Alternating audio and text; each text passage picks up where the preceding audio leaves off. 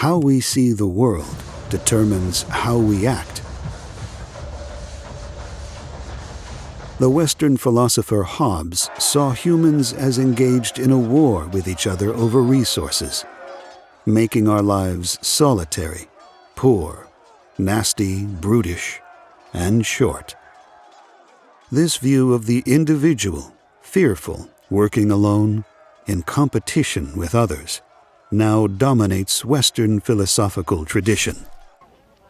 In indigenous philosophy, we are all related as individuals, as part of a kinship-based community, and as part of nature, in balance with the whole.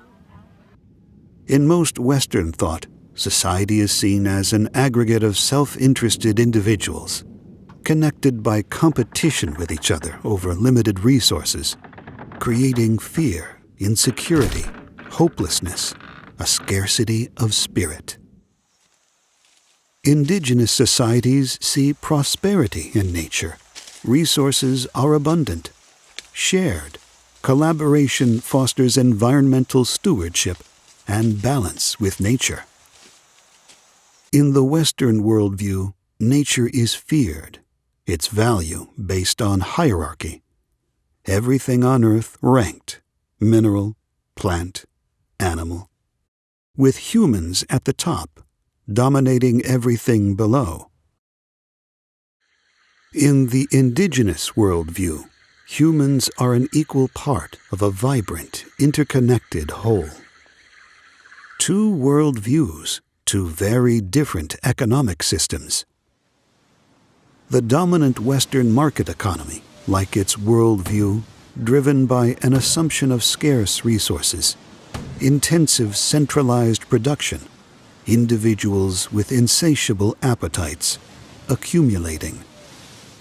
By this standard, the market economy works.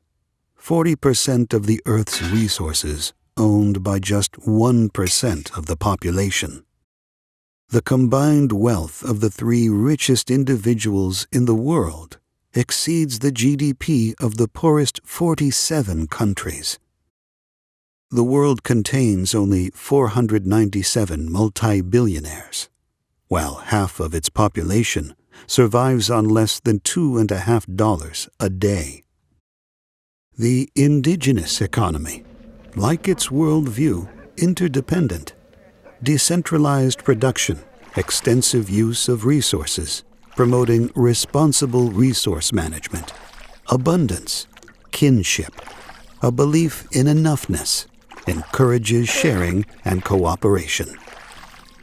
In the Arctic, after a successful whale hunt, Inuit kinship and reciprocal obligations ensure everyone's needs are met, fairly and equitably. Prerequisites for sustainability, the health of the economy measured by the health of the whole. Health in the market economy, measured by gross domestic product.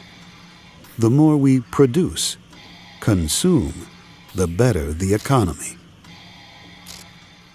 Construction of buildings, manufacturing, transportation, all considered positive production, but so is production of weapons, cigarettes.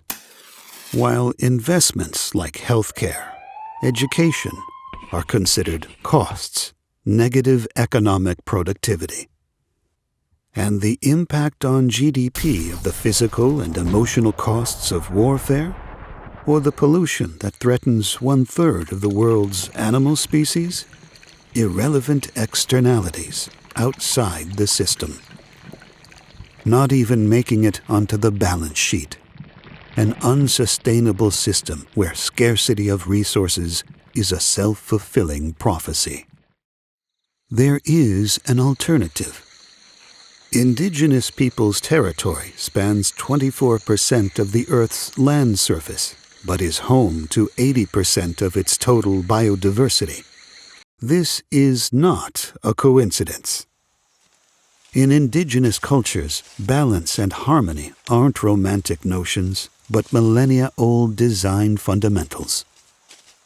Nature essential for survival, production and protection together, economic success sustainable, creating well-being for all. First Peoples funds indigenous models and traditional practices that offer insights to creating an alternative economy which promotes balance with nature and communal harmony.